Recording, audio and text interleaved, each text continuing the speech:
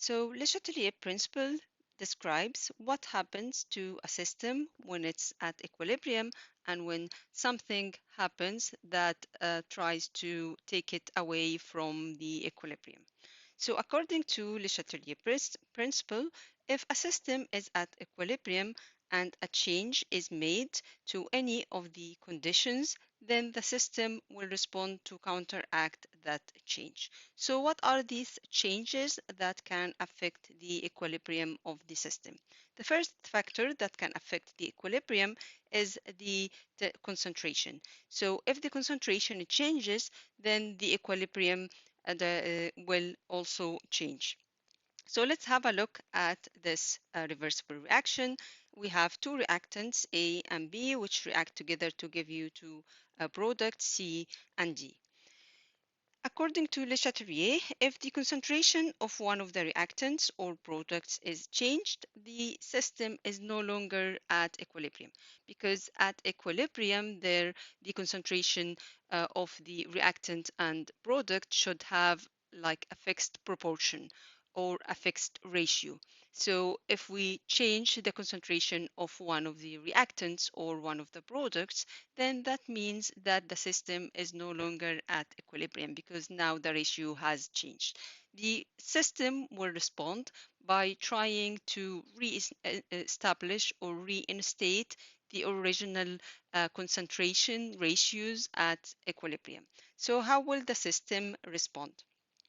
So let's have a look if we try to increase the concentration of one of the reactants, which is reactant A.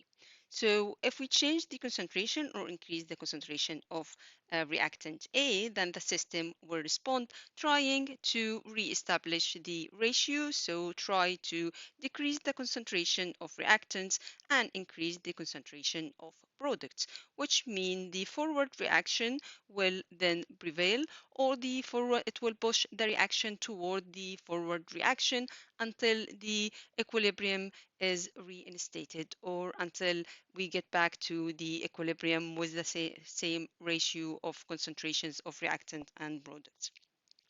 On the other hand, if we increase the concentration of one of the products like C or D, for example, then again the system will respond in the same way. Now we increase the concentration of the product, the system will respond by trying to decrease the concentration of products and increase the concentration of the reactants. So reactants concentration increase, products concentration will decrease. And the only way to do this is to push the reaction toward the reverse reaction, making more reactants. So now the reaction will be pushed towards the reverse reaction, not the forward reaction. The second factor that can affect the rate of the reaction is the temperature. So any reaction should be either exothermic or endothermic. So all reactions are either exothermic or endothermic reactions. And for reversible reactions, we have two reactions going in opposite directions like here. So if the forward reaction is an exothermic reaction, then that means that the reverse reaction must be an endothermic reaction. So exothermic reaction, we know that exothermic reaction means that there will be release of energy or release of heat, which means that will be an increase in temperature in that direction. So if the forward reaction is exothermic, that means there will be increase in temperature in the forward reaction.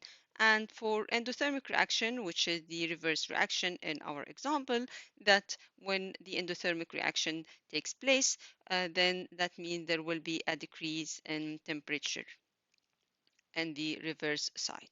So what happens if we try to increase or decrease the temperature of the system? How will the system respond?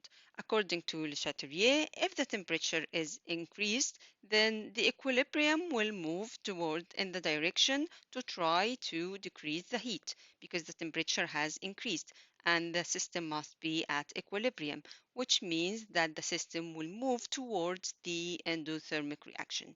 So the direction of the reversible reaction now will be towards the endothermic reaction, which is the reverse reaction in our example.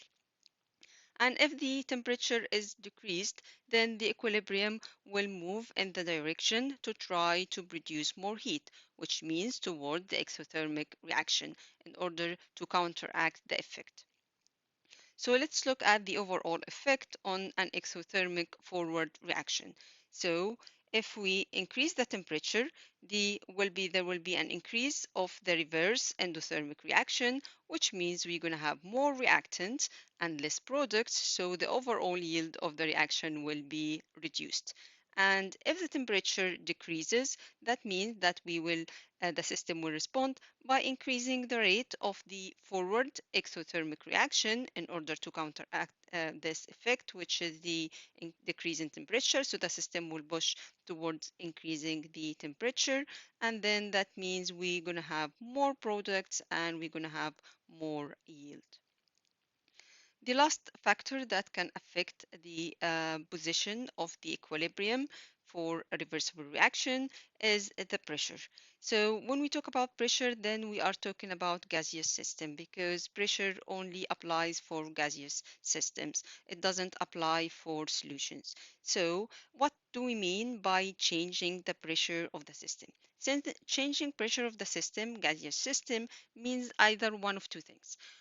Increase in pressure could mean that we have the same number of particles occupying a smaller space, or it could mean a bigger number of particles occupying the same space. So it's either larger number of particles or in a larger number of particles in the same space, or same number of particles in a smaller space.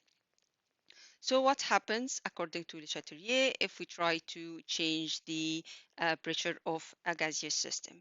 So an increase in pressure will favor the reaction that will produce the least number of molecules. When the system produces the least number of molecules or less number of molecules, that means it tries to reduce the pressure. So an increase in pressure, the equilibrium will shift to the side of the equation with the fewer number of moles of gas. So let's have an example to see what does this mean. So this is a gaseous reaction between nitrogen and hydrogen to give ammonia. This is the Haber process. And all of these species are gaseous because nitrogen, hydrogen, and ammonia are gases. The reverse reaction or the reactants, as you can see, we have one molecule of nitrogen and three molecules of hydrogen. So the overall number or the total number of molecules on the left-hand side here is 4.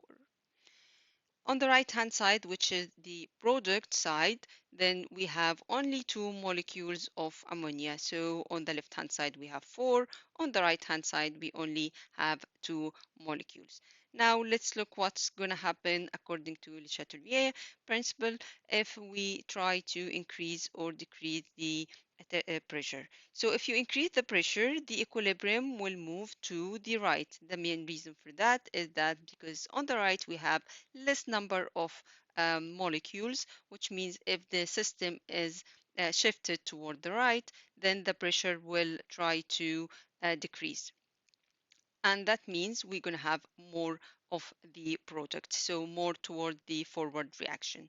On the other hand, if the pressure is decreased, the system also needs to respond to counteract that because we need to have a balanced pressure at equilibrium or a certain pressure at equilibrium. So if we pressure is decreased, then the equilibrium will shift to the side of the equation that has the larger number of molecules, which is basically the left hand side.